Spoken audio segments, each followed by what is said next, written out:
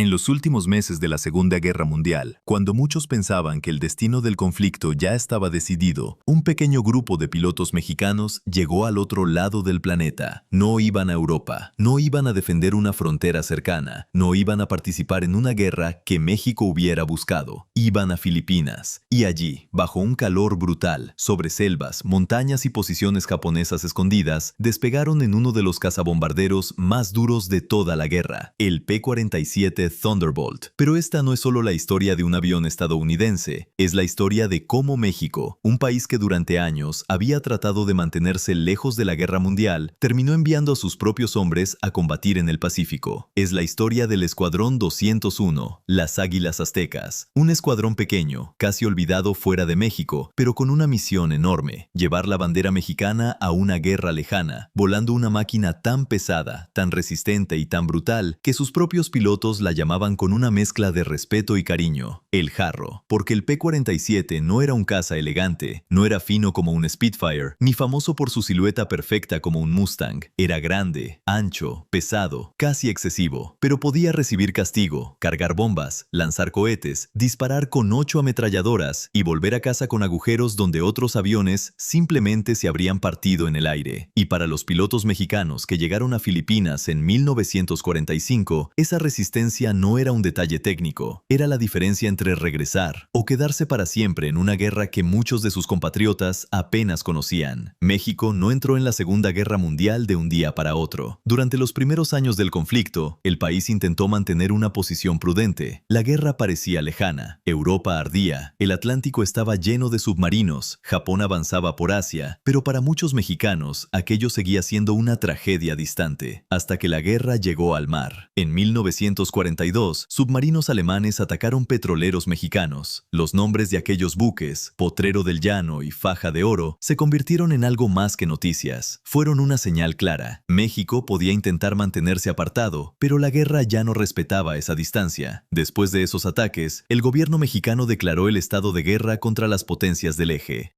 Pero declarar la guerra era una cosa. Enviar hombres a combatir al otro lado del mundo era otra muy distinta. México no tenía una enorme fuerza expedicionaria lista para cruzar océanos, tampoco tenía una tradición reciente de combatir en guerras lejanas. Su aviación militar existía, pero todavía estaba en proceso de modernización. Precisamente por eso, la decisión fue tan delicada. Si México iba a participar de manera directa, necesitaba hacerlo con una unidad que pudiera entrenarse rápido, integrarse con los aliados y representar al país sin convertirse en una carga imposible de sostener. Así nació la Fuerza Aérea Expedicionaria Mexicana, y dentro de ella, el Escuadrón Aéreo de Pelea 201. Cerca de 300 hombres fueron seleccionados. Había pilotos, mecánicos, armeros, especialistas de radio, personal médico, personal administrativo y hombres encargados de mantener vivas unas máquinas que, en combate, podían exigirlo todo. Porque un escuadrón no son solo los pilotos que aparecen en la fotografía. Un escuadrón también son los hombres que revisan los motores antes del amanecer, los que cargan munición, los que ajustan radios, los que reparan el metal dañado, los que trabajan bajo lluvia, calor y barro para que al día siguiente otro avión pueda despegar. El comandante de la Fuerza Aérea Expedicionaria Mexicana fue el coronel Antonio Cárdenas Rodríguez. El Escuadrón 201 quedó al mando del capitán Radamés Gaxiola Andrade. El 24 de julio de 1944, los hombres mexicanos partieron hacia Estados Unidos para recibir entrenamiento avanzado, y allí comenzó una transformación. No bastaba con saber volar, había que aprender a combatir dentro de una guerra moderna, con procedimientos estadounidenses, radio en inglés, disciplina de formación, navegación de largo alcance, ataque a tierra, coordinación con tropas terrestres y mantenimiento intensivo de un avión mucho más complejo que cualquier máquina ligera de entrenamiento. Los mexicanos pasaron por bases como Randolph Field y Greenville, en Texas, y Pocatello, en Idaho. Para muchos, el salto era enorme. Venían de una fuerza aérea pequeña, con recursos limitados, y de pronto estaban frente a un monstruo de metal que representaba la industria militar estadounidense en su máxima expresión. El P-47 Thunderbolt era uno de los cazas más grandes de la guerra. Su motor radial Pratt & Whitney R2800 era una bestia de 18 cilindros. En algunas versiones superaba los 2000 caballos de fuerza. El avión podía alcanzar más de 670 km por hora, subir a grandes alturas y llevar una carga de combate seria. Pero lo que más impresionaba no era solo su potencia, era su tamaño. El Thunderbolt pesaba mucho más que muchos cazas de su época. Comparado con un Mustang, parecía casi un avión de otra categoría. Los pilotos estadounidenses lo apodaron The Jack. Los mexicanos, adaptando esa idea, lo llamaron El Jarro, y el nombre le quedaba. No era delicado, no parecía una hoja de cuchillo, parecía un barril con alas, un bloque pesado empujado por un motor inmenso, pero detrás de esa apariencia estaba su gran ventaja. El P-47 podía absorber daños. Su motor radial refrigerado por aire no dependía de un sistema de refrigeración líquida tan vulnerable como el de otros cazas. Su estructura era sólida, tenía blindaje en zonas críticas, y sus 8 ametralladoras calibre 50, instaladas en las alas, podían convertir una pasada de ataque en una tormenta de fuego. Como escolta de bombarderos había tenido una historia importante, pero en el Pacífico, y especialmente en manos del Escuadrón 201, su trabajo principal sería más sucio, más bajo y más peligroso. Ataque a tierra, bombardeo, apoyo cercano, pasadas contra posiciones escondidas entre vegetación, trincheras, caminos, depósitos, concentraciones de tropas y objetivos que muchas veces no se veían hasta estar demasiado cerca. Eso significaba volar bajo, y volar bajo contra un enemigo atrincherado era entrar en una zona donde cualquier fusil, cualquier ametralladora y cualquier cañón podía convertirse en una amenaza. El 23 de febrero de 1945, en Majorsfield, Texas, la Fuerza Aérea Expedicionaria Mexicana recibió formalmente su bandera. Poco después, el 27 de marzo, partió desde San Francisco rumbo a Manila, a bordo del buque Fair Isle. El viaje no era solo geográfico, era simbólico. México estaba enviando a sus aviadores al otro extremo del mundo, no para una misión de exhibición, sino para una campaña real. Cuando llegaron a Filipinas, el 1 de mayo de 1945, la guerra en Europa estaba a punto de terminar, pero en el Pacífico, Japón seguía resistiendo con una dureza terrible.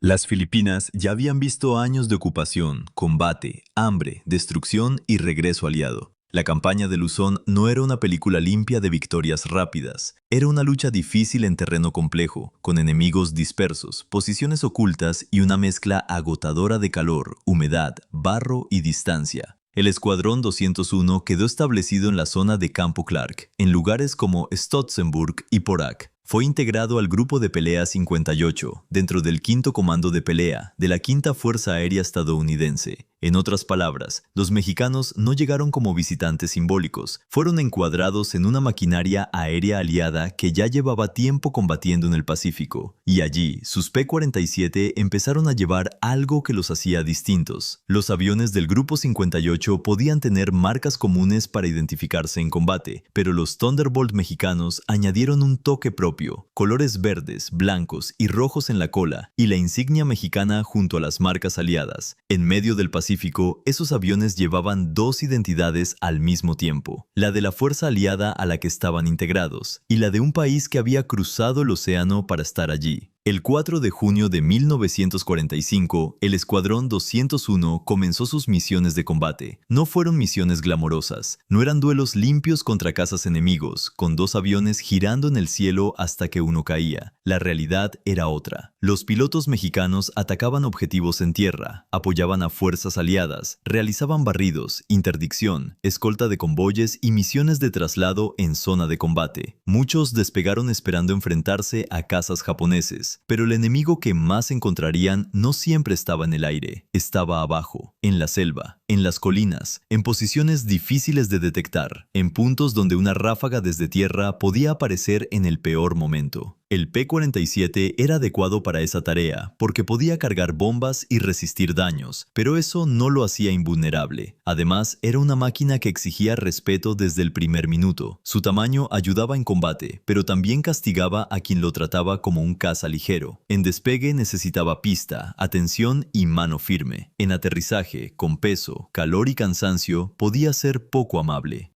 Y para pilotos que venían de otro tipo de entrenamiento, dominarlo no era simplemente aprender un nuevo tablero de instrumentos, era cambiar la manera de pensar. El Thunderbolt no perdonaba la improvisación, su potencia era enorme, pero también lo era su inercia. No giraba como un avión pequeño, no respondía con la ligereza de una máquina de entrenamiento. Si el piloto entraba demasiado bajo, demasiado rápido o demasiado confiado, el margen desaparecía. Por eso la preparación en Estados Unidos fue tan importante. Los mexicanos no solo aprendieron a usar un avión, aprendieron a integrarse en una guerra aérea industrial, donde cada misión empezaba mucho antes del despegue y terminaba mucho después del aterrizaje. Había que estudiar mapas, meteorología, rutas, códigos de radio, señales, altitudes, puntos de reunión y procedimientos de emergencia. Había que entender cómo entrar en una formación aliada sin romperla, cómo atacar sin estorbar a las tropas propias y cómo regresar cuando el clima, el combustible o el daño convertían el viaje de vuelta en otro combate. Ese aprendizaje no aparece siempre en los relatos heroicos, pero era el corazón de la misión mexicana. Sin esa disciplina, el P-47 solo habría sido una máquina poderosa en manos de hombres valientes. Con esa disciplina, se convirtió en una herramienta útil dentro de una campaña real. Un cazabombardero que baja para atacar entrega parte de su seguridad, se acerca al suelo, reduce el margen para corregir errores, expone su fuselaje y sus alas, y obliga al piloto a concentrarse en el blanco mientras todo a su alrededor intenta distraerlo o matarlo. En una pasada de ataque, los segundos se alargan, el piloto localiza el objetivo, corrige el rumbo, mantiene el avión estable, suelta las bombas o dispara, y luego tira de la palanca para salir de allí antes de que el suelo, la selva o el fuego enemigo lo alcancen. Ese era el tipo de guerra que encontró México en Filipinas, no una guerra de grandes discursos, una guerra de vuelos repetidos, calor, cansancio, motores revisados una y otra vez, mapas extendidos sobre mesas improvisadas y hombres que aprendían que la distancia entre una misión cumplida y una tragedia podía ser mínima. También era una guerra donde el enemigo podía ser invisible durante casi todo el vuelo. En un combate aéreo clásico, el piloto ve al adversario, lo persigue o intenta escapar. En el ataque a tierra, muchas veces el enemigo no tiene forma definida.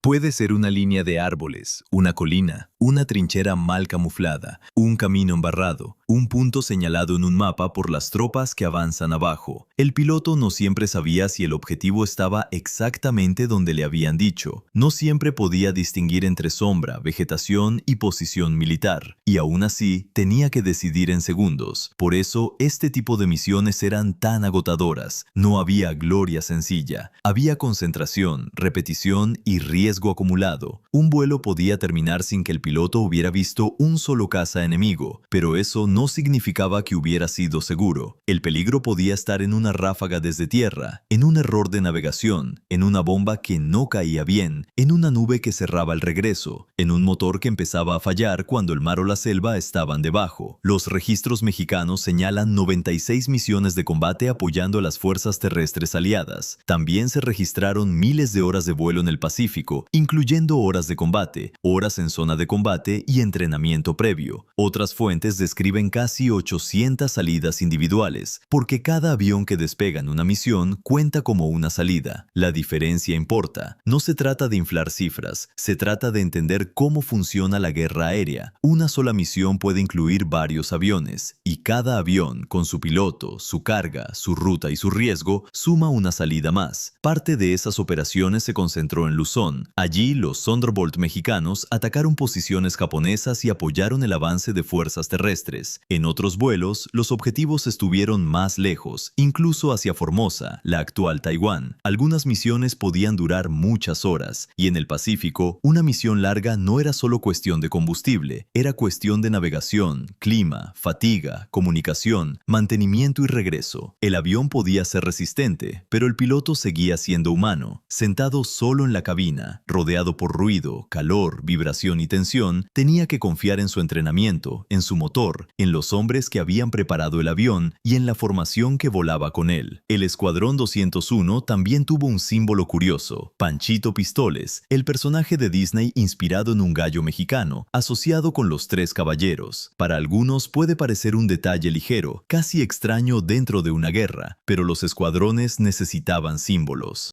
Necesitaban nombres, mascotas, insignias, algo que convirtiera una unidad militar en un grupo con identidad propia. Panchito no hacía que la guerra fuera menos dura, pero recordaba que aquellos hombres no eran solo una unidad más añadida a una lista aliada. Eran mexicanos, venían de una cultura propia, de familias que seguían las noticias desde lejos, de una nación que quería demostrar que su participación no era solo diplomática. En los aviones, en los uniformes, en las conversaciones de base y en la memoria posterior, esa identidad importaba, porque para Estados Unidos el Escuadrón 201 era una unidad aliada más dentro de un sistema inmenso. Para México era algo mucho más raro. Era una prueba, la prueba de que su aviación podía operar fuera del país, bajo presión real, con estándares modernos y junto a fuerzas mucho más grandes. Y esa prueba no se podía fabricar en un desfile, solo podía ganarse en campaña, en una guerra inmensa, donde un hombre podía sentirse apenas una pieza dentro de una máquina gigantesca. Esos símbolos ayudaban a recordar de dónde venían, y los mexicanos no olvidaban de dónde venían. Llevaban su idioma, sus costumbres, sus bromas, sus nervios y su orgullo a una campaña que no se parecía a nada que México hubiera vivido antes. Pero la historia de las águilas aztecas no fue una postal heroica sin costo. La guerra cobró vidas. Algunos hombres murieron en combate, otros se perdieron en accidentes o durante el entrenamiento. También hubo enfermedad, agotamiento y el peso de operar en una zona donde cada vuelo podía terminar mal. Entre los caídos recordados por México están Pablo Rivas Martínez, Héctor Espinosa Galván, José Espinosa Fuentes, Mario López Portillo y Fausto Vega Santander. No hace falta exagerar sus historias para que importen. Basta con entender que eran hombres enviados muy lejos de casa, en una guerra que no habían provocado, volando máquinas poderosas pero peligrosas, en un teatro de operaciones donde el margen de error era pequeño. Uno de los aspectos más duros de esta historia es que el Escuadrón 201 llegó cuando la guerra se acercaba a su final. Eso puede hacer que algunos lo vean como una participación menor, pero para quienes volaron esas misiones no había nada menor en despegar hacia una zona de combate.